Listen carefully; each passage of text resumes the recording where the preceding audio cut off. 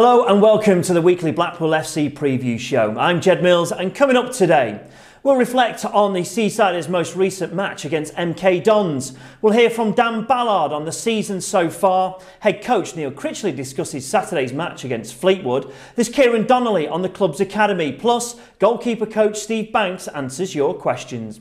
Well, joining me in the studio making his debut on the preview show is former Blackpool striker Andy Preece. Andy, thank you very much for joining us. And, well, talk to us a little bit about your time here at Blackpool. 3 years, big money move back in the mid-90s. And you have to say, a real success, wasn't it, at the time? It turned out that way. I had a difficult start, probably not in scoring terms, but I think things went really well from there. We got to the playoffs. We should have got promoted really that season with Sam Allardyce. I mean, we won't talk really about that. That is such a famous sort of playoff, isn't it? Semi-final that it'll live long in the memories. What was it like them 2 games? Imagine the euphoria, and then obviously what happened. I think when you say the euphoria, I think that was a big problem. Winning 2-0. It's such a dangerous scoreline, and I think if it had been 1-0, everybody would have been totally focused and thinking, oh, we've got a job to do. But people started getting carried away. Not just players, but fans. Even staff. There was things in the programme about Wembley directions and things like that, and it just gives that extra incentive to the opposition. And we knew about it after the game. They were banging the walls, and it was a horrible place to be at the end of that semi-final. And the team that you came into at the time, some big signings in that season. Was it 1995 when you came in? Just sort of reminisce on some of the players, some great names. Yeah, at the time, probably not as well known, but it just went on to, Mickey Mellon was here, Andy Morrison had just signed, Tony Ellis had signed, and I came into that squad, and it was a really talented squad. And going back to that semi-final, I feel that if we'd got promoted, we'd have done well in the Championship and probably been kicking on again. So, yeah, it was a real good squad, good quality players, great characters, and a really enjoyable time for me. Do you think it was like you talk about that hangover sometimes, don't you? Do you think that missing out on that playoffs just played on the players' mind going into that next season then? I think so, and the change of manager, who had different ideas, wanted to change things.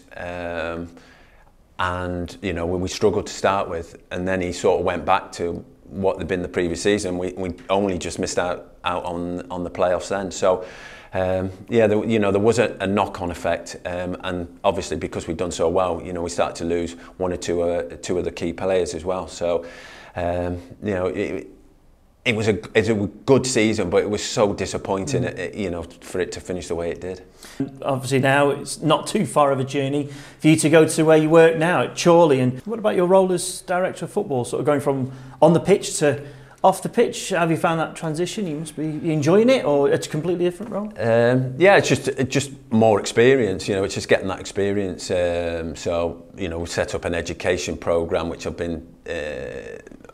pretty much taken on myself for lads who are leaving school and going into the 2 years at college. So that's been done for the last couple of years. So that's gone really, really well. And a lot of the day-to-day things that Jamie, the manager, can't do because he's a head teacher. I do a lot of that. So yeah, it's a full-time role, and I'm grateful to the football club for investing in me and giving me that opportunity, and it's something I'm really enjoying.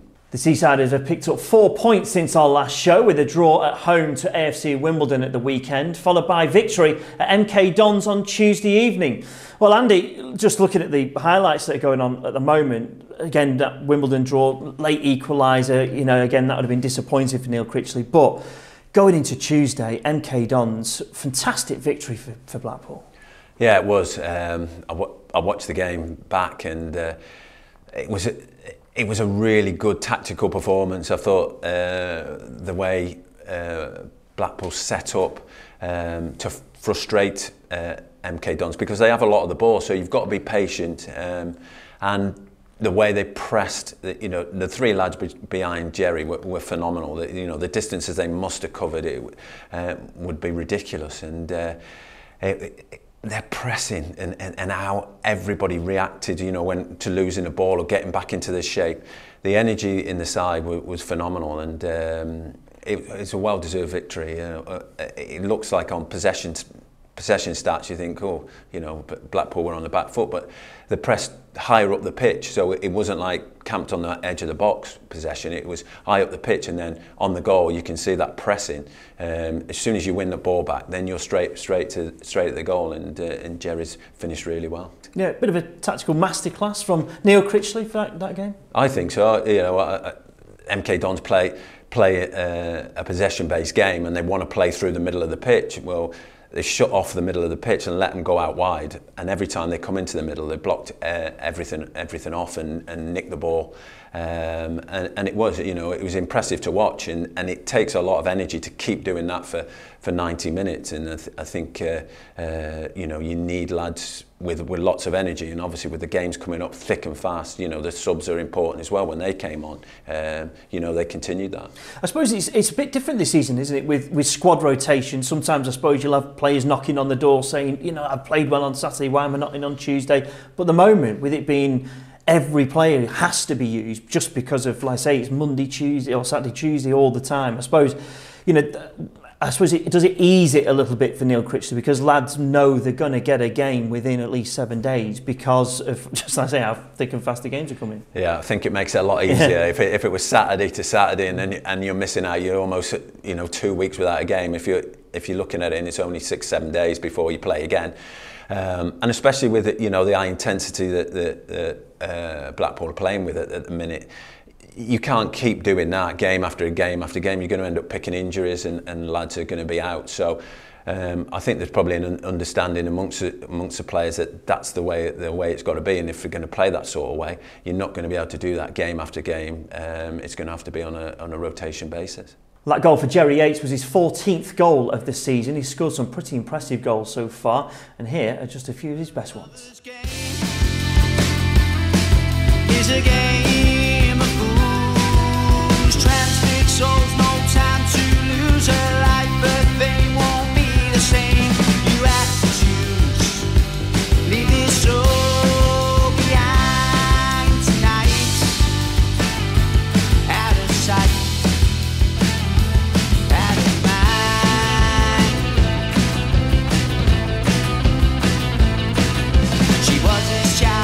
Sweetheart, and they could sit and talk all night.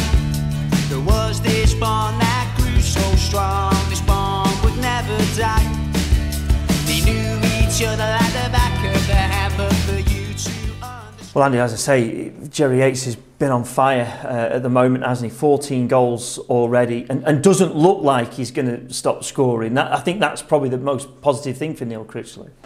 Yeah, his energy and his work rate is phenomenal, and as soon as he sees that ball breaking, he's heading for the box, or he's making runs off the shoulder, and then when he picks up the ball, he's got one thing in his head. He's going for goal. He's taking on the last defender, and there's a mixture of goals where he's taking on players, or he's striking the ball early. So there's a mixture of goals, and he's on fire at the moment. So I want to sort of relate him to yourself, because I think there is some of that. When you came into the club in '95, it took you a few games to get going. Similar to Jerry Yates, you can, I suppose, it's not easy, is it, coming into a new club as a striker, and I suppose the fans' expectations and stuff like that. And I suppose they had it when you were, came into the club. Yeah, look, there's a pressure on strikers to score goals. It's as simple as that. And when you haven't scored in the first and the second, and people start saying not scored for 3, not scored for 4,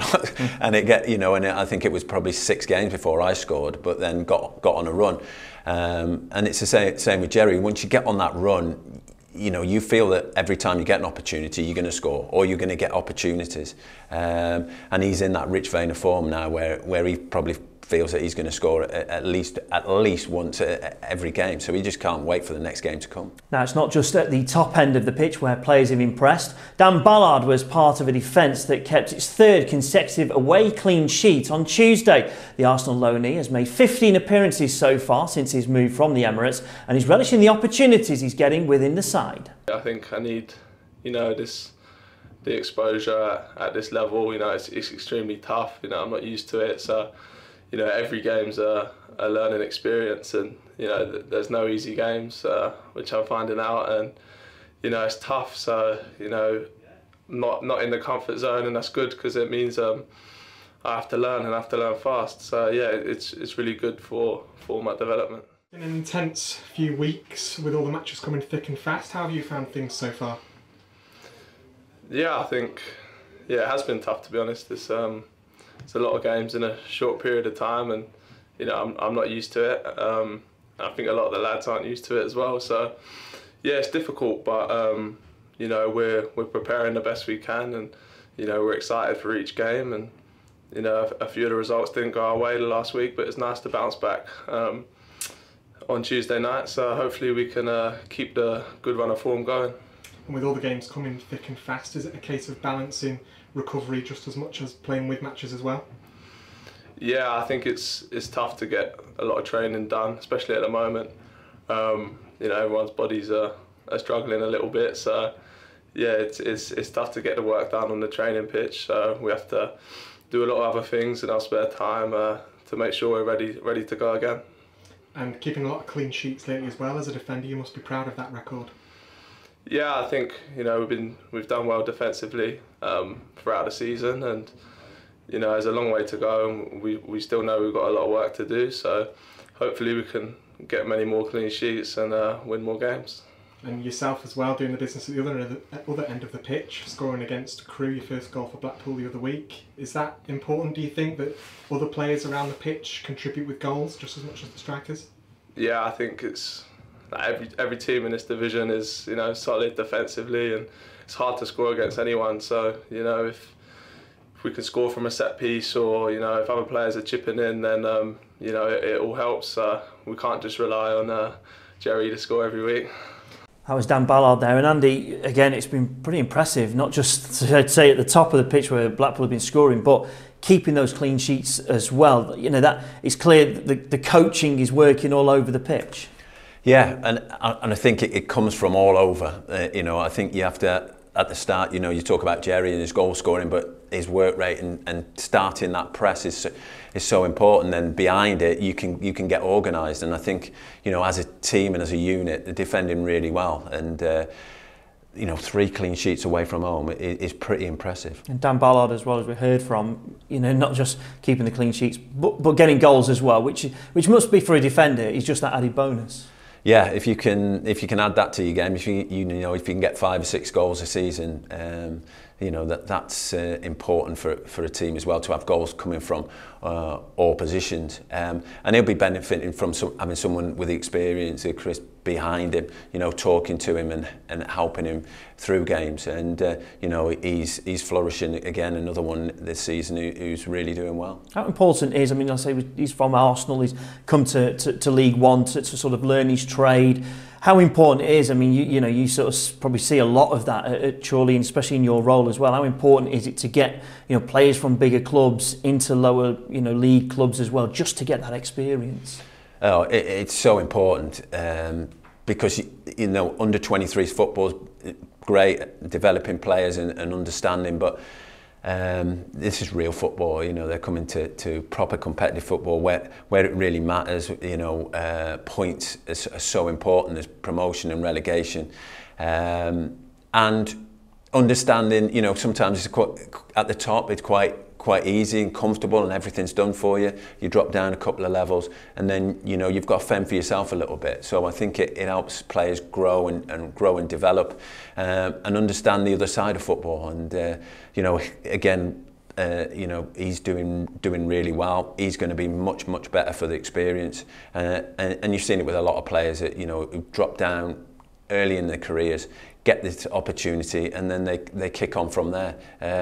You know, and I probably think there should be more players dropping down into this sort of level and playing proper football, what I'd call it. Well, the next challenge for Dan Ballard will come against former Blackpool and now Fleetwood Town striker Kyle Vassell this weekend. Here's Neil Critchley's thoughts ahead of the game. Fleetwood have obviously picked up the last few games. I think it's 3 games on the bounce that they've won. And similar to when we played them earlier on in the season, they're hard to score against. They've not conceded many goals this season. And they've got some good attacking players as well. They're a good team. And because they're in form, that makes them dangerous. And obviously, because of we've beaten them already once this season, they won't want that to become 2 wins against them Saturday. So, like every team in this division, you have to play well to win. I know they've changed managers since, but the previous 2 games that you've managed Blackpool against, and they've been pretty tight encounters. I think it'll be about the fine margins again. If you look at the scores, the score lines that they've had recently and ours, you'd expect it to be. Again, you never know, but the history of the last couple of games that I've been involved in, then it is very, very fine margins. So it does point to that type of game on Saturday, but who knows? These types of games, anything can happen, and we just concentrate on ourselves and what we try and bring to the pitch on Saturday at 3 o'clock. Well, that was head coach Neil Critchley. Yeah, Fleetwood this weekend, Andy, and well, as I say, I'm certainly looking forward to it because these are 2 teams in good form, and Fleetwood had their dip, didn't they? But since Simon Grayson's come in, 3 wins on the bounce. Obviously, we know about Blackpool's form as well. So this is 2 good sides going at it at the weekend. Yeah, banging form. Won the last 3, haven't they, Fleetwood? After a sticky spell, Simon seems to have got them going a little bit. Blackpool absolutely flying. So. It'd be interesting, and they're not far away in the table either. So a bit of momentum coming out of that game as well. So there's a lot hanging on this game, and it'll be interesting to see how Neil goes and approaches it, whether it's in the same way as he did against MK Dons. Well, another connection between the 2 teams this weekend is Kieran Donnelly, who returned to Bloomfield Road as Academy Director in August. Here he is explaining more about Blackpool's Academy and how he leans on his playing experience to assist the next generation of Seasiders. We have about 140 players throughout the Academy. One of the main selling points that I said when I wanted to come back to the club was to make this academy more about giving the people an academy they can be proud of here, that involves more file coach based players. I'm a local boy, been here, came through the academy here myself from a young age, and I've always been, one of my ambitions here at this club is to give the young players of the local area in the academy that they can be proud of, one where they don't have to go an hour up the road to find a quality product. I want us to deliver it here, and then I want us to produce players for the first team that help the club go on and do well, and it's something that we're determined to do, and that hasn't changed. So it's part of a long-term plan. Like I said, we've made a nice start, should be pleased with it, but we've got a lot of work to do to get it to the place that we want it to be in the future. When you mention your pathway, how much does that help that you can relate to these kids of being in that position? Yeah, 100%. I mean, any ex-player can talk about their experiences and what they bring to the table, and people might look at my career and think, well, it fell away pretty badly and quite quickly. And I will count that as a strength, really. Because what I look to, and one of the reasons that I got involved in coaching when I finished playing and then into the job that I do now, was that I wanted to help players fulfil their potential and not regret and not look back when they're older and think, well, what could I have if I'd done that, or if I'd changed the way that I did things there. I want to give players an opportunity and help them learn along the way about how they might be able to fulfil that potential.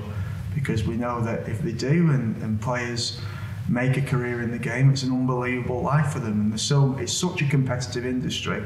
It's so hard, and they've got to give up so much. But the rewards are there for them at the end of it. Talk about that fulfilling potential. You went to the very top as a youth lad, didn't you? Representing your country, so you've got that experience to talk about. Yeah, certainly. I mean, unfortunately, my career peaked at about 19, and I wish it had gone on and done.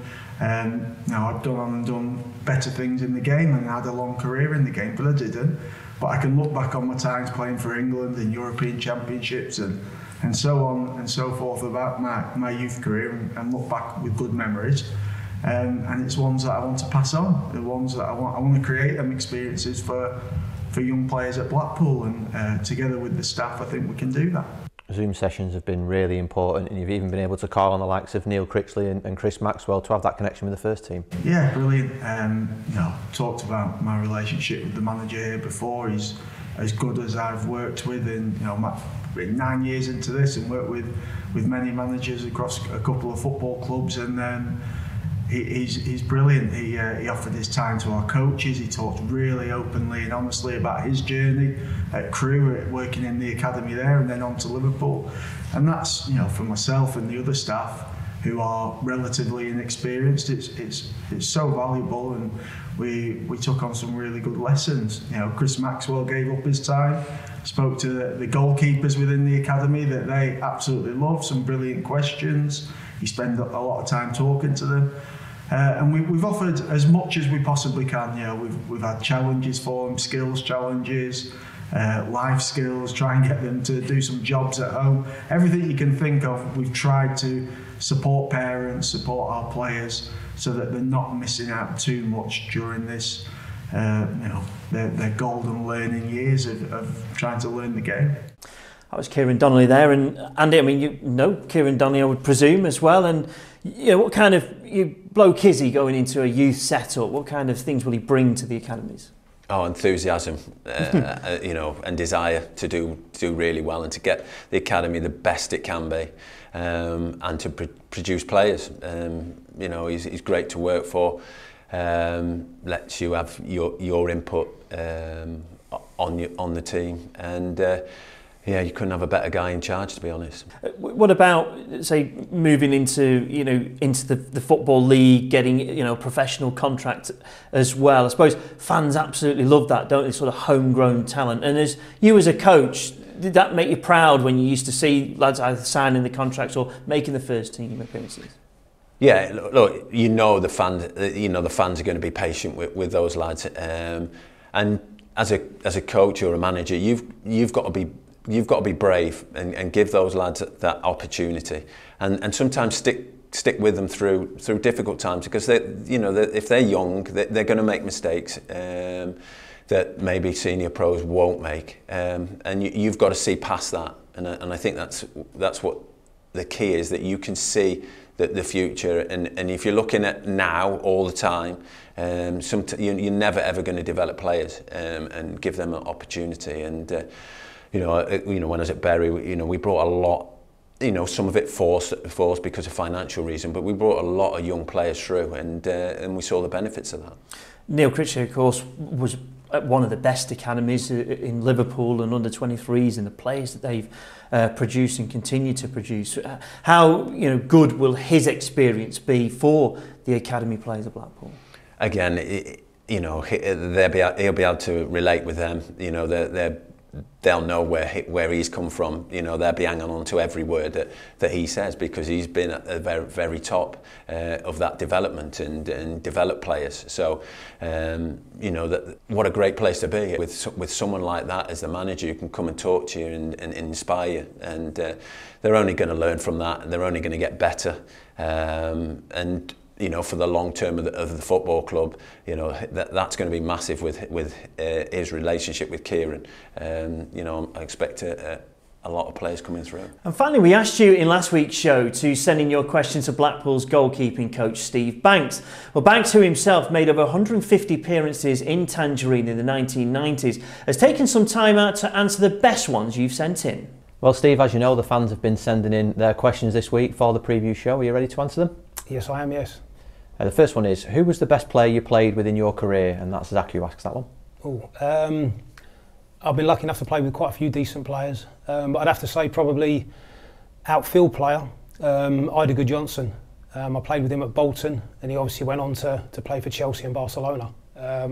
We managed to get him because I think he had an injury, So he was sort of on the comeback from that. So he came to us, got himself fit, and was a fantastic player. So outfielders, I'd probably have to say that. Goalkeeper-wise, probably Ludek Miklosko. When I was at West Ham as a kid, he came over. He was so athletic. He was like 6'5". He was a fan's favourite when he was there. So goalkeeper-wise, probably him. And also, I'd have to say, probably Craig Gordon. The season he had just before he got the move to Sunderland. The season was fantastic. Some of the saves he made, he was unbelievable. So I'd say that season then he was top draw. Now, we've had quite a few people ask this question, and it all surrounds the Bradford in the playoffs and the disappointment of that. What was that like to miss out on selection and playing in those games? Very disappointing, obviously. I'd come to Blackpool with it in mind that we was going to get promotion. So to get to the playoffs and then not be involved was a bitter pill, to be honest. But probably what made it worse was the fact that the result didn't go our way, and sort of being 2-0 up and then losing 3-0 made it even that much harder, to be honest. So it was a real difficult one to take. Anthony asks, who was your best friend in the dressing room during your playing days at Blackpool? Well, to be honest, I'd have to say we had a really good team spirit. All of us sort of a very similar age in our early to mid-20s. So we all got on really well, but the likes of John Hills, James Quinn, Mel Capleton, got on well with all of them. And then Tony Butler, centre half, he lived in my road, so we obviously got on quite well as well. But we had a real good team spirit, and we all got on pretty well, to be honest. Do you have a favourite or most important save that you've made in your career? And that's from Zach. For Blackpool, there's always a couple that stick in my mind for Blackpool, to be honest. I think we played Preston in '97, I think it was, at home here, and it was in front of the North Stand, and I believe we hadn't beaten Preston for maybe like, I don't know if it was 8 or 9 years or 8 or 9 games, I can't remember, but it was something like that.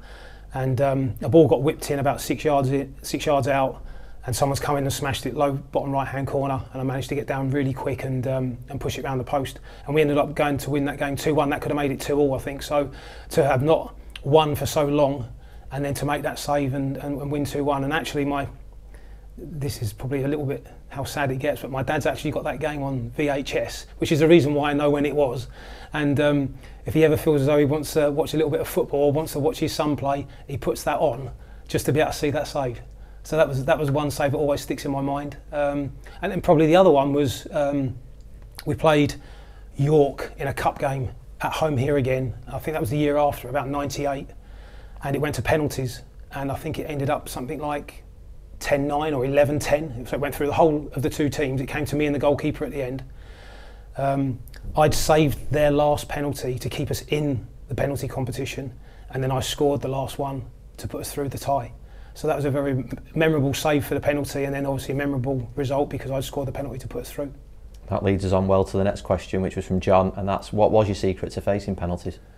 Well, actually, I think a couple of things I used to do which was a lot more difficult than it is now, because you have platforms now where you can watch games very easily. Back then it was recording the league goals on whatever night it was on VHS and rewinding it and pausing it, and so I used to watch all the penalties from the games that had been played and used to write them down in a book so I could look back on them. And then also a little sort of thing I used to do was, whichever side the most attackers are standing on the side of the penalty box, I always used to think the taker's going to go that side in case I save it and it comes back out and they can run in and score. So if I was a bit undecided because of my facts that I'd seen, then I maybe would have done that. Leanne asks, instead of being a goalkeeper, did you ever want to play out and score goals? Never. I find myself, if I'm ever out in a five-a-side when I was playing, and they used to stick me up front, I'd always, within about 30 seconds, would end up being in front of the goal and just defending it. Even if I couldn't use my hands, I was like throwing myself about, getting my body in front of it. So I think I have this a little bit of a defensive nature, so I would always end up being a goalkeeper.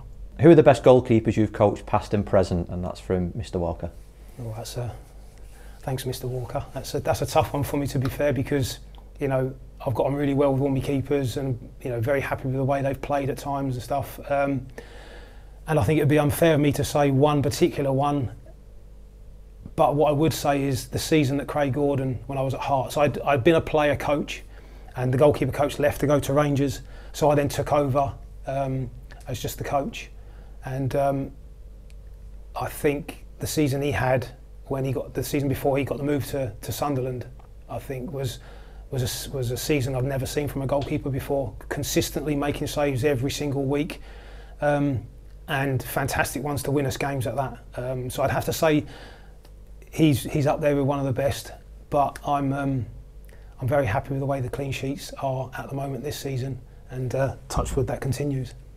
And we go one that relates to the fans on the terraces, and Mark says, do you really have disco pants? I'd love to be able to say yes. I was never really too sure where that really came from. I've heard a couple of stories that it's been a name that's been passed down from other players, and somehow it got linked to me. But then I've also been told that a few times I wore tracksuit bottoms, and that disco pants somehow managed to work its way to me, and it seems to have stuck ever since. That's goalkeeper coach Steve Banks there answering your questions. Andy, you know him very well. You played in the same side as Steve. What was he like as a player?